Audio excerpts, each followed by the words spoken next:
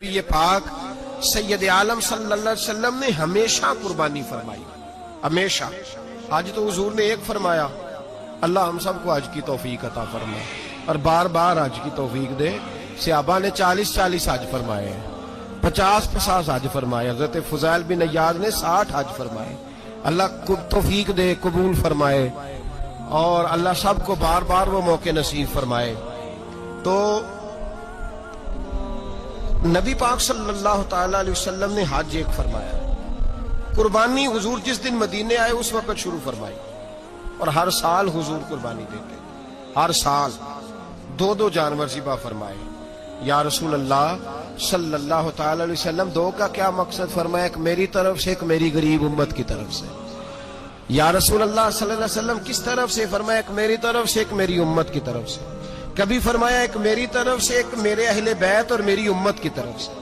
2 جانور حضور نے ذبح فرمائے، اور پھر میرے حبیب پاک صلی اللہ تعالی علیہ وسلم کے غلام مولا علی شیر خدا، ابن ماجہ کی روایت ہے، حضرت علی شیر خدا فرماتے ہیں کہ نبی پاک علیہ الصلوۃ والسلام 2 جانور ذبح کرتے تھے۔ خود حضرت علی کی جب باری آئی تو انہوں نے بھی 2 فرمائے۔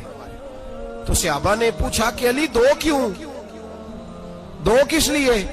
تو حضرت علی رضی اللہ تعالیٰ عنہ فرمانے لگے، مجھے میرے حبیب نے وصیت فرمائی تھی کہ علی تو نے 2 کرنے، ایک اپنی طرف سے کیا کرنا، ایک میری طرف سے کرنا۔ تو میں ایک اپنی طرف سے دیتا ہوں، ایک اپنے نبی پاک کی طرف سے دیتا ہوں صلی اللہ علیہ وسلم۔ 2 جانور۔ آپ لوگوں نے سنی ہوئی ہے یہ بات کہ مہینہ کھانا نہیں پکتا تھا حضور کے گھر میں۔ حضرت عائشہ فرماتی ہیں 3 چاند اور 3 سورج کٹھے کبھی نہیں دیکھے جب ساتھ روٹی بھی کھائی ہو، یعنی 3 دن مسلسل کبھی کھانا نہیں کھایا۔ قربانیاں کتنی دیں؟ بولیے۔ حضرت علی شیر خدا کا مکان کوئی نہیں اپنا، کوئی گھر نہیں بنایا۔ مولا کائنات شیر خدا، میں نے یہ بات پھر دوہرا رہا ہوں، پہلے بھی میں نے عرض کی تھی، پکا کرنے کے لیے دوہرا رہا ہوں۔ حضرت علی کا کوئی کاروبار نہیں بظاہر۔ بی بی صاحبہ فرماتی ہیں کہ کئی ہفتے صرف سرکہ اور کھجورے۔ قربانیاں کتنی؟ اسی سارے صاحب لان ٹورے ہیں کہ ساڑھے تے لگ دیئے کہ نہیں، پکا۔ اور پھر جب بات ہوتی ہے دینے کی تو ماحول اور ہوتا ہے، جب لینے کی باری ہوتی ہے تو ماحول اور ہوتا ہے۔ قربانی واجب ہے اس شخص پر جس کے پاس 52.5 تولے چاندی یا 7.5 تولے، لیکن میں 7.5 تولے والا فتویٰ نہیں دیتا، میں 52.5 تولے چاندی والا فتویٰ دیتا ہوں، اس لیے کہ 52.5 تولے چاندی تو شاید تولہ یا 1.5 تولہ سونے کے برابر ہی ہو جائے، ٹھیک ہے نا جی؟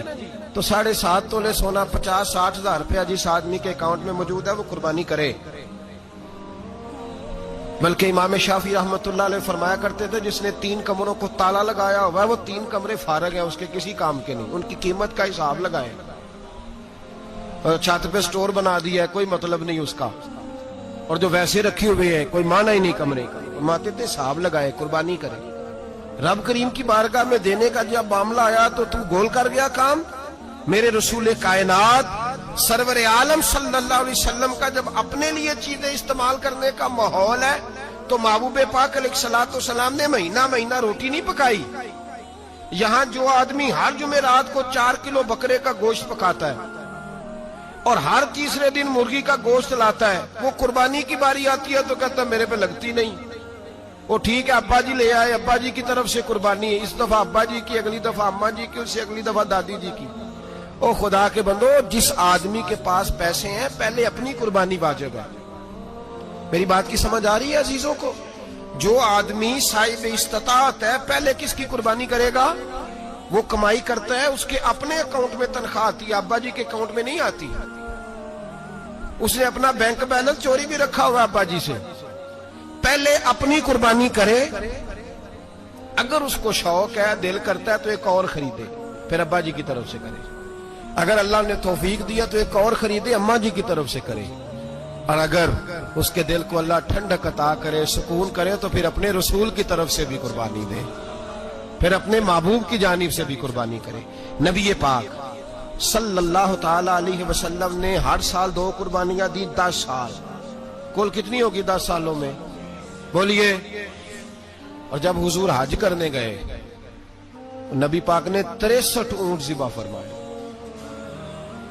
ایک اونٹ میں کتنی قربانیاں ہوتی ہیں؟ 63 اونٹ حضور نے ذبح فرمائے. اور حدیث بڑی مزیدار ہے. حضرت ابو ہریرہ رضی اللہ تعالیٰ عنہ فرماتے ہیں کہ جب اونٹ ذبح کرنے کی باری آئی تو ہم سوچ رہے تھے، پریشان تھے کہ یہ تو بڑا مشکل ہے ذبح کرنا، بڑا مشکل ہے، اس کو تو نہر کرنا پڑتا ہے، گرانا پڑتا ہے، باندھنا پڑتا ہے. سب سے مشکل کام اونٹ ذبح کرنا ہے. تو نبی پاک صلی اللہ علیہ وسلم کی تو عادت کریمہ ہے، اپنے ہاتھ سے ذبح کرتے ہیں حضور. وہ ہمارا اللہ خیر کرے، اب اللہ ہی حافظ ہے. ذبح کرنا تو دور کی بات ہے. ہمارا جو BA پاس لڑکا ہے نا، اس کو ڈر آتا ہے جانور کے پاس کھڑے ہوتے ہوئے. کہتے ہیں بچوں کو اندر لے جاؤ، 10 سال کا 12 سال کا، اس کو اندر لے جاؤ، ذبح کرنا ہے، روئے گا. اور بس کرو یار، یہ کس قوم سے تمہارا تعلق پڑ گیا ہے؟ ہمارے تو 12 اور 14 سال کے معوذ اور معاذ ابو جہل کی گردن کاٹ کے رکھ دیا کرتے تھے. اور تو بچہ بکرا ذبح کرنے سے ڈرا رہا ہے. اس کو کھڑا کر لا کے. قربانی تو جہاد کی ٹریننگ ہے. وہ کھڑا کر، اس کو کہا بیٹا یہاں کھڑا ہو، اللہ کے رستے میں بکرے کی گردن کاٹنی ہے. اگر کوئی شخص خدا رسول کے دین کی مخالفت کرے، کفر کا جھنڈا اٹھائے، تو اس کی گردن بھی کاٹنی ہے. یہ ٹریننگ ہے بچوں کے لیے. یہاں عجیب ماحول ہے، ڈر لگ رہا ہے، پیچھے ہٹ جاؤ. اور جس صاحب کی قربانی ہے وہ بھی کوئی 1.5 کلومیٹر کے فاصلے پہ کھڑے ہیں، دور کھڑے ہو کے دیکھ رہے ہیں. نفیس ہی بڑے ہیں جناب، لطیف ہی بڑے ہیں. کپڑوں کو کوئی قطرہ خون کا لگ گیا تو بڑی مصیبت بن جائے گی. اور امیر آدمی، اس کا تو گھر کسائی نے خود فون کیا ہے کہ صاحب سب سے پہلے میں آپ کے گھر آؤں گا. اس کو پتہ ہے کہ منہ مانگی قیمت ملے گی. مہربانی فرمائے، قربانی میرے رسول پاک صلی اللہ علیہ وسلم سے زیادہ نفاست والی طبیعت کسی کی نہیں. صحابہ کہتے ہیں اتنا حسین محبوب کا انداز تھا کہ کبھی کپڑوں پہ مکھی بھی نہیں بیٹھی تھی. اور حضور سے ہم سلام لیتے تھے، دست مبارک چومتے تھے تو ہمارے ہاتھوں سے کستوری کی خوشبو آنے لگتی. اور فرماتے ہیں نبی پاک کا ہاتھ یوں ہوتا تھا کہ برف بھی اتنی ٹھنڈی نہیں جتنا پیارا حضور کا ہاتھ ٹھنڈا ہوتا تھا. پھر بھی حضور دست مبارک میں خنجر پکڑتے، جانور کو لٹاتے اور اپنی طامت کو سمیٹتے، اور اللہ کے حبیب گھٹنا رکھتے اس کی گردن پر، اور بسم اللہ اللہ اکبر کہہ کے ذبح فرماتے. حضور خود دست مبارک سے. تو اتنا زیادہ نازک مزاج ہو گیا ہے کہ اب یہ والی سنت ادا کرنا مشکل ہو گیا تیرے لیے. 63 اونٹ ہیں. اور صحابہ کرام علیہم رضوان فرماتے ہیں کہ حال یہ ہے، ہم سوچ رہے ہیں کیسے ذبح کریں گے، کیا کریں گے، کیسے گرائیں گے. اور نبی پاک صلی اللہ علیہ وسلم کہتے ہیں ہم ابھی سوچ میں ہی تھے کہ حضور نے چھری پکڑی. خنجر جب حضور نے اٹھایا تو فرماتے ہیں اونٹ دوڑتا ہوا آیا اور نبی پاک کے سامنے آ کے لیٹ گیا. فرماتے ہیں اللہ کے رسول نے بسم اللہ اللہ اکبر کہہ کے ذبح کیا. اس نے ٹانگ بھی کوئی نہیں ہلائی، پیر بھی کوئی نہیں ہلایا. وہ کسی شاعر نے بڑی عجیب بات کہی تھی. اس نے کہا پھنسی جو دام میں بلبل تو لگی یوں کہنے، کرے گا قتل کیا تو نے جب اسیر مجھے، کباب شمع کے شعلے پہ کیجیو صیاد، شکل گل نظر آئے دم اخیر مجھے. وہ کہتے ہیں بلبل کو شکاری، صیاد شکاری نے پکڑ لیا بلبل کو. تو صیاد سے بلبل کہنے لگی تو نے پکڑا ہے تو قتل تو کرے گا ہی نا، کھائے گا تو صحیح، ایک میری منت ہے. شکاری کہنے لگا وہ کیا؟ تو بلبل کہنے لگی جب تو مجھے ذبح کرے نا اور پکائے تو مجھے پھول سے بڑی محبت ہے. اس طرح کرنا، کوئلے اتنے زیادہ دہکانا، اس قدر زیادہ آگ جلانا کہ ان کی شکل گلاب کے پھول کی طرح سرخ ہو جائے. تو جب تو مجھے ان پر جلائے گا تو مجھے تکلیف نہیں ہوگی، اس لیے کہ محبوب کا چہرہ جو سامنے آ جائے گا مجھے تکلیف نہیں ہوگی. پھنسی جو دام میں بلبل تو لگی یوں کہنے، کرے گا قتل کیا تو نے جب اسیر مجھے، کباب شمع کے شعلے پہ کیجیو صیاد، او شکل گل نظر آئے دم اخیر مجھے. اعلیٰ حضرت بریلوی علیہ رحمہ فرمایا کرتے تھے، فرماتے تھے بڑی تکلیف ہوگی جب جان نکلے گی. روایتوں میں آتا ہے جس طرح باریک دوپٹہ جھاڑیوں پہ ڈالا جائے، کھینچا جائے تو پھٹ جاتا ہے، یوں تکلیف ہوگی. پر فرمانے لگے رسول اللہ کے غلام کو کوئی تکلیف نہیں ہوگی. حضور کیوں؟ فرمایا اس لیے کہ جب جان نکلنے لگے گی تو سامنے جلوہ بدوحاد آ جائے گا. حضور کے جلوے ہوتے رہیں گے تو پتہ ہی نہیں چلے گا جان کیسے نکل گئی. پھنسی جو دام میں بلبل. تو صحابہ فرماتے ہیں کہ اونٹ دوڑتا ہوا آیا، حضور کے سامنے آ کے لیٹا، نبی پاک نے ذبح فرمایا اور فرماتے حد ہو گئی. حضور نے توجہ فرمائی تو دوسرا دوڑتا ہوا آ گیا. تیسرا آ گیا. حضرت ابو ہریرہ فرمایا کرتے اونٹ ایک دوسرے کو دھکے دیتے تھے, پیچھے ہٹ جا, پہلے میں نے جانا ہے, پہلے میں نے جانا ہے. 63 اونٹ وادی مینا میں حج کے موقع پر میرے رسول پاک نے دست مبارک سے ذبح فرمائے. ہر قربانی حضور نے اپنے ہاتھوں سے فرمائی. قربانی واجبات دین میں سے, ضروریات دین میں سے, اور کوئی اتنا لمبا چوڑا مسئلہ نہیں. بہت ساری چیزوں کو خود بخود مشکل کر لیتے ہیں. ٹی وی پہ خبر آتی ہے فیصل آباد کے 2 بیل ہیں, بولو اور ڈولو, پتہ نہیں کتنے من ان کا وزن ہے. ان سے پوچھا جا رہا ہے کہ بولو ڈولو کھاتے کیا ہے, تو کہتے ہیں بادام کھاتے ہیں, مکھن کھاتے ہیں. یہ جناب پتہ نہیں ان کو دودھ کتنے کلو روز پیتے ہیں, اور بولو ڈولو بیچارے سے خود نہیں چلا جا رہا. لگ ایسے رہ جیسے وہ خود کہہ رہے ہیں مہربانی کرو ہمیں ذبح کر لو, اب تو اٹھا بیٹھا بھی نہیں جا رہا. او خدا کے بندو, دین کی اصل حقیقت کو سمجھو. یہ تو حضور نے فرمایا خوبصورت جانور لاؤ, یہ کس حدیث میں آیا ہے کہ اسے بادام کھلاؤ؟ آج لوگ انسانوں کو روٹی نہیں مل رہی اور جانوروں کو بادام کھلا رہے ہو. اس کے حصے میں جو اللہ نے شے رکھی ہے نا, وہ چارہ ہے. اس کو چارہ کھلاؤ اور اچھے طریقے سے پیٹ بھر کے کھلاؤ. جانور کو پیٹ بھر کے چارہ کھلایا جائے تو جتنی اس کی طبیعت ہوتی ہے اس حساب سے وہ صحت مند ہو جاتا ہے. باقی یہ تو آپ کسی شخص کو اتنا کھلا دیں کہ اس کا پیٹ اتنا بڑا ہو جائے, پھول جائے, تو وہ بیچارہ تکلیف میں آئے گا کہ نہیں آئے گا؟ یہ کس قسم کا ماحول ہے؟ ایک بکرا بکا لاہور میں, اور سیٹھوں نے شرطیں لگائی ہوئی ہیں, میں 5 لاکھ کا لایا ہوں تو میں 9 لاکھ کا. یہ کیا چکر ہوا؟ مجھے اتنا کھلایا جی اس کو فلاں چیز. یہ کس نے کہا ہے کھلانے کا؟ بادام کھانا کس حدیث میں آیا؟ کس صحابی نے اپنے بکرے کو بادام کھلائے؟ کس نے مکھن کھلایا؟ کس نے پیڑے کھلائے؟ بس کرو, عجیب تماشا لگ گیا. اور یہاں تو اتنی بری حالت ہو گئی ہے کہ عورتیں ناچنے لگی ہیں قربانی کے جانوروں کے آگے, بیبیاں بیچنے لگی ہیں. اللہ کے غضب کو آواز نہ دو. یہ قربانی ہے کہ ہر چیز کا, مذہب کی ہر شے کا مذاق بنا دیا ہے. جس دین نے عورت کی اپنی قربانی بھی ہو تو اس کو ذبح کرنے کی اجازت نہیں دی, مرد ذبح کرے گا.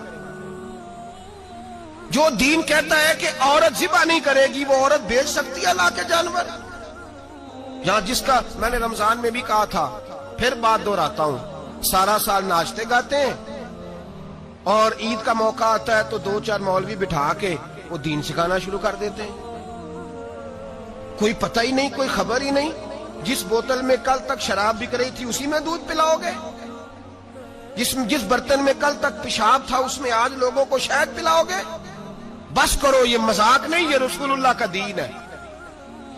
نبی پاک سید عالم صلی اللہ تعالی علیہ وآلہ وسلم نے کوئی ذمہ عورت کے کوئی چیز نہیں لگائی ایسی جس میں اسے مردوں کے ساتھ شامل ہونا پڑے. اور عورت سمجھ ہی نہیں رہی کہ یہ اس کی تذلیل ہے, عزت نہیں. صابن بک رہا ہے تو ساتھ بی بی کھڑی ہے, شیمپو بک رہا ہے تو عورت اس کی جو ہے وہ ایڈ دے رہی ہے. یہ عزت ہے عورت کی؟ رسوا کر دیا تم نے ہر شے میں عورت. اب قربانی کے جانور بھی بی بی بیچے گی؟ غیرت کہاں گئی اس قوم کی؟ میرے رسول پاک سرور دو عالم صلی اللہ تعالی علیہ وسلم کو کسی نے آ کے کہا فلاں قبیلے کے لوگوں نے عورت کو سربراہ بنایا ہے, عورت کو آگے لگا لیا. فرمایا تباہ ہو گئے وہ لوگ, انہوں نے عورتوں کو اپنے آگے پیشوا بنا لیا. جس رب نے عورت کو نبوت نہیں دی, امامت کرنے کا حق نہیں دیا, کس چکر میں لوگ پڑ گئے؟ 5 لاکھ کا جانور کس لیے لائے ہو؟ 5 لاکھ کا تفاخر کے لیے, دکھانے کے لیے؟ تو اگر 50,000 کا 60,000 کا بھی جانور لاتا تو اچھا آ جاتا. اور 50,000 کا جانور لائے تو 5 لاکھ میں کتنے آتے ہیں بولے؟ تو 10 جانور ذبح ہوں گے تو کتنے غریبوں تک گوشت جائے گا, کتنے گھروں کا بھلا ہوگا. ہر چیز کا چکر الٹا کر دیا گیا ہے. اور یہ صرف حج کے لیے ہوتی تو میرے رسول پاک ہر سال قربانی نہ کرتے, اور میرے نبی پاک قربانی دینے کا حکم. ایک اور بات بڑی لوگ پوچھنے لگے, کہتے جی گائے کی ہوتی ہے, بھینس کی بھی ہوتی ہے کہ نہیں؟ چلو جی اب نئی بات نکل آئی. حدیث پاک میں لفظ آیا اونٹ کا, نبی پاک نے فرمایا بکرا 1 سال کا, گائے 2 سال کی, اونٹ 5 سال کا. حدیث میں لفظ آ گیا اونٹ کا. آپ کو بندہ کہے پہلے بتائیں نر کا کہ مادہ کا, تو میں کدھر سے آپ کو حدیث نکال کے دوں جس میں نر بھی اور مادہ علیحدہ علیحدہ ہو؟ حدیث پاک میں ذکر آ گیا دمبے کا، مینڈے کا. اب باقی جو سارے جاگ رہے ہیں نا، اب غور فرمائیں، باقی ایک بکرا ہے، ایک چترا ہے، ایک دمبا ہے، ایک دیسی بکرا ہے، ایک پہاڑی بکرا ہے، تو علیحدہ لفظ کہاں سے نکال کے دیے جائیں؟ یہ ساری انواع ہیں، اقسام ہیں، نوع ہیں. اسی طرح بھینس بھی گائے کی ایک قسم ہے. امام اعظم ابو حنیفہ فرماتے ہیں نوع منہ، یہ اس کی ایک قسم ہے، نوع میں سے ہے، گائے کی نوع میں سے ہے. آپ عام لفظ بولتے ہیں تو کہتے ہیں بکرا چترا گائے بھینس، عام لفظ ہے نا. تو جب گائے کہہ دیا تو اب کو بندہ کہے گائے آیا تو پہلے بتائیں گائے تو ہے تو اس میں بیل شامل ہے کہ نہیں؟ تو گائے کی جتنی قسمیں ہیں نا، ہمارے محدثین بھینس کو گائے میں شامل کرتے ہیں. بھینس گائے کی ایک قسم ہے. تو نبی پاک صلی اللہ علیہ وسلم نے جب گائے کا لفظ استعمال کیا تو بھینس اس کے اندر آ گئی. تو اگر گائے کی قربانی جائز ہے تو بھینس کی قربانی بھی جائز ہے. اگر بیل کی قربانی جائز ہے تو کٹے کی قربانی بھی 100% جائز ہے. اس کے اندر 7 حصے ڈالے جائیں گے، اسے قربان کیا جائے گا، یہ جائز ہے. اگر آپ صریح لفظ نکال کے دکھانے کو کہیں گے تو پھر تو بڑی چیزوں میں لوگ الجھ جائیں گے. پھر کیسے نکالا جائے گا خسی کی جائز ہے کہ نہیں، جو خسی نہیں اس کی جائز ہے کہ نہیں، فلاں کی. تو ان تفصیلات، ہاں بہت ساری چیزوں کی تفصیلات حدیث میں ہیں لیکن ساری چیزوں کی موجود نہیں. اس لیے میرے عزیز یاد رکھیں، بھینس کی قربانی بھی ہوگی، گائے کی بھی ہوگی، بیل کی بھی ہوگی، کٹے کی بھی ہوگی. جن کی نہیں ان کی نہیں. ہم نے کبھی کہا ہرن کی قربانی بھی ہوگی یا مرغی کی قربانی بھی ہوگی. تو حدیث مبارکہ کے اندر جو چیزیں موجود ہیں ان کی جتنی اقسام ہیں ان سب کی قربانی کرنا ہاں جائز ہے. اور میرے نبی پاک صلی اللہ علیہ وسلم نے فرمایا جانور خوبصورت ہو، لنگڑا نہ ہو، کانا نہ ہو، زخمی نہ ہو، خوبصورت جانور لاؤ، اس کو لا کے ذبح کرو. لوگ کہتے ہیں چلو اتنے پیسے اللہ کے راستے میں دے دیں، تو یہ کافی نہیں کافی. مسلم شریف میں، بخاری شریف میں میرے نبی پاک سید عالم صلی اللہ تعالی علیہ وسلم نے فرمایا 10 ذی الحج کو اللہ کی نظر میں ابن آدم کا سب سے پسندیدہ عمل. لیکن نا 10 ذی الحج کو، کل 10 ذی الحج ہے تو بڑے کام ہوں گے. فجر کی نماز بھی ہوگی، تکبیرات تشریق بھی پڑھی جائیں گی. آج فجر سے شروع ہو گئی نا، 9 کی فجر سے لے کر 13 کی عصر تک تکبیرات تشریق پڑھی جائیں گی. اللہ اکبر، اللہ اکبر، لا الہ الا اللہ واللہ اکبر، اللہ اکبر وللہ الحمد، اللہ اکبر، اللہ اکبر، لا الہ الا اللہ واللہ اکبر، اللہ اکبر وللہ الحمد، اللہ اکبر، اللہ اکبر، لا الہ الا اللہ واللہ اکبر، اللہ اکبر وللہ الحمد. کوشش کریں جب بھی پڑھیں 3 بار پڑھیں. تکبیرات تشریق بھی پڑھی جائیں گی. فجر کی نماز بھی کل ہوگی، عید کی نماز بھی ہوگی، لوگ اور بھی کوئی ذکر اذکار کریں گے.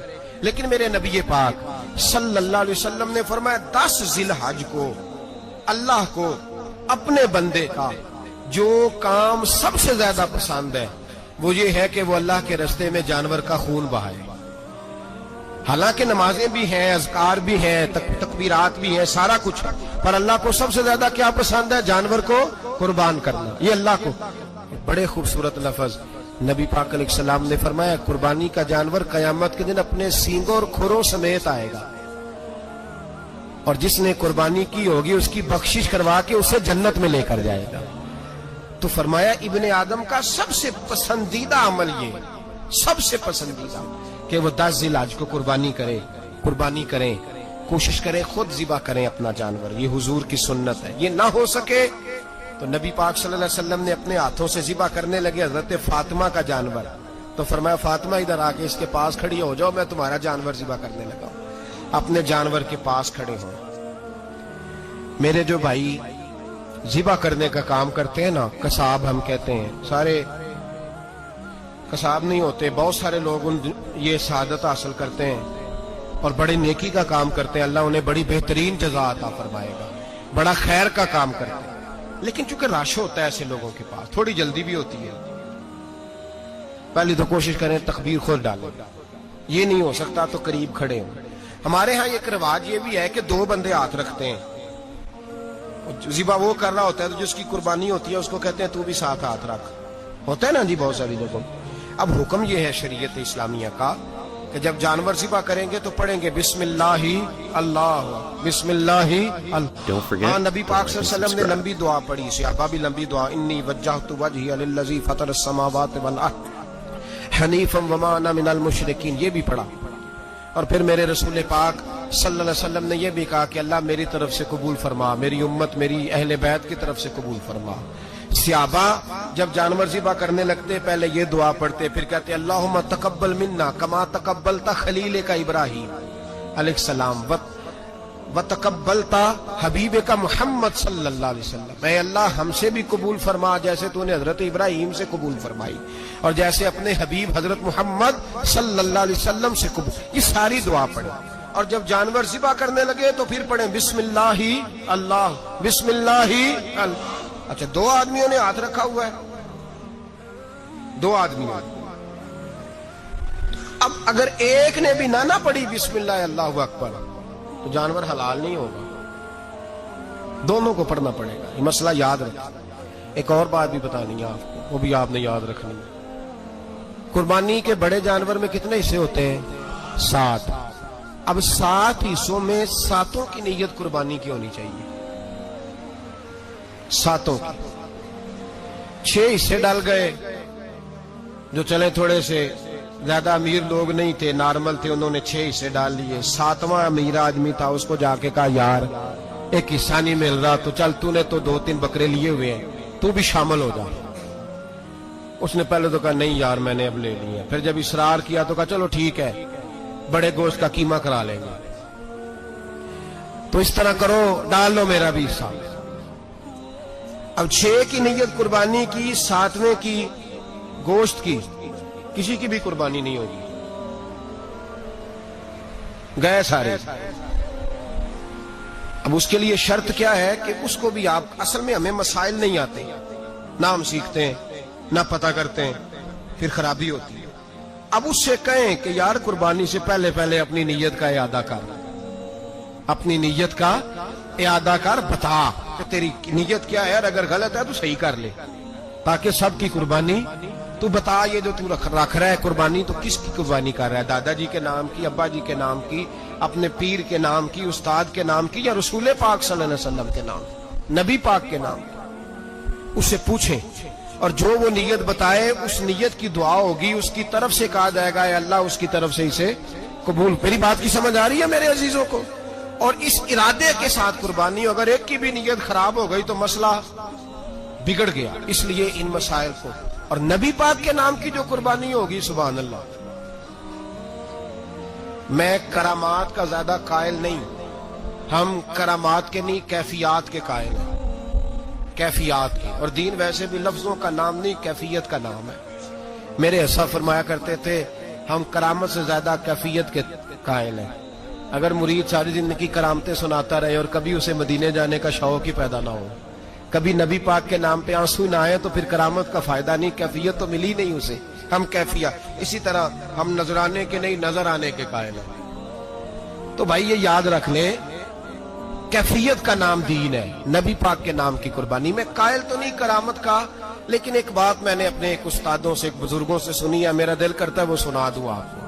اور بزرگوں کا قول ہے اصل رنگ جو میں عرض کر رہا ہوں اسی رنگ میں اس کو رکھیے گا، اور جس حد تک میں بات کر رہا ہوں اسی حد تک رکھیے گا۔ اب ہر آدمی کے پاس موبائل ہوتا ہے، فوراً بات ریکارڈ ہوتی ہے، فوراً میڈیا پہ جاتی ہے، فوراً لوگ کمنٹس کرتے ہیں۔ تو بھائی جس حد تک سناؤں اسی حد تک رکھیے گا۔ میرے ایک بزرگ فرمایا کرتے ہیں کہ نبی پاک کے نام کا جانور ذبح کرو، اور وہ گوشت اس آدمی کو کھلاؤ جس کا حافظہ کمزور ہے، اللہ اسے وسیع حافظہ عطا فرمائے گا۔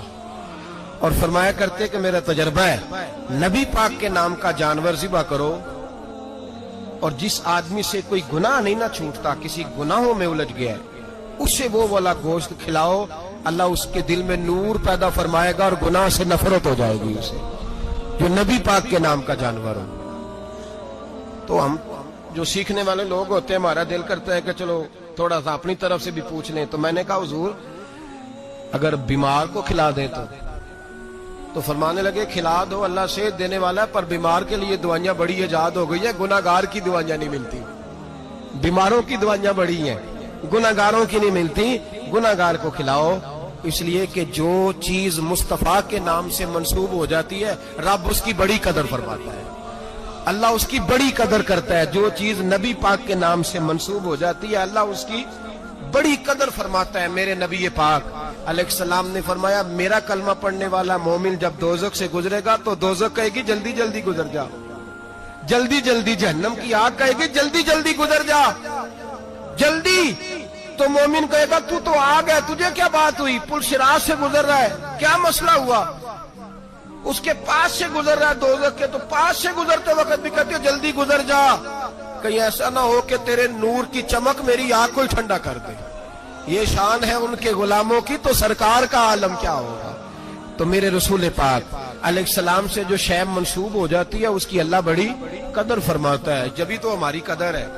अल्लाह फरमाता है कुन तुम खैरा उम्मतिन, तुम जिस तरह के भी हो सबसे अफजल, इसलिए कि मेरे मोहम्मद का कलमा जो पढ़ते हो सल्लल्लाहु अलैहि।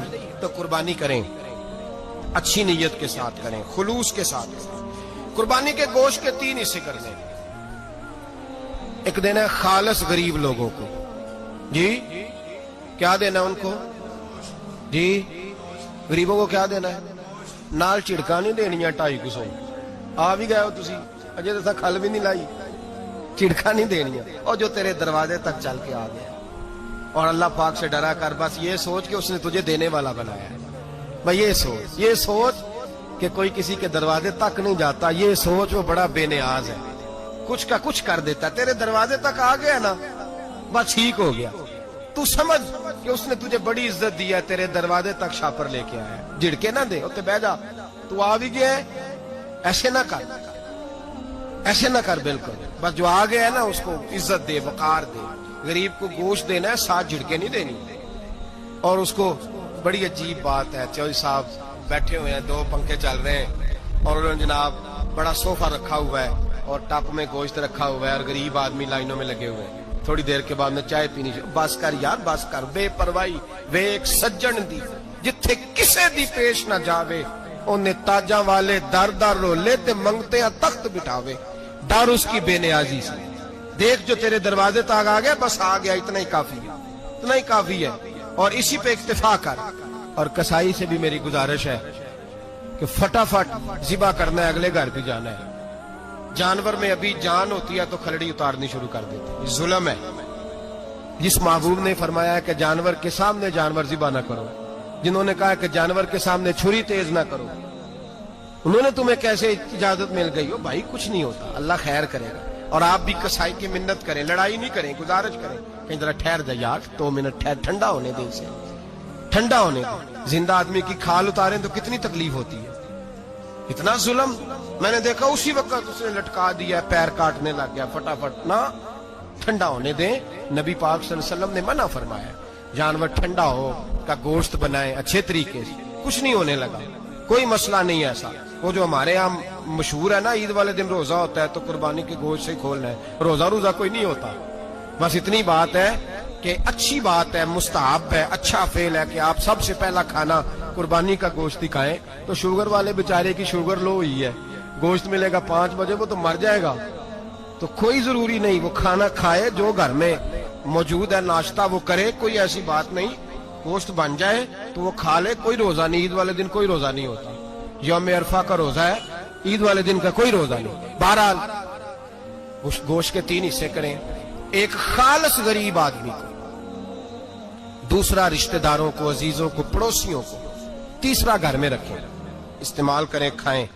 सारा गोश्त घर में रखना भी जायज है और सारा बांट देना भी। मैंने पिछले जुमे भी कहा था, फिर याद कराता हूं, जो लोग कुर्बानी करते हैं ना, वो वाले लोग हैं जिनके घर में आज भी गोश्त पकेगा।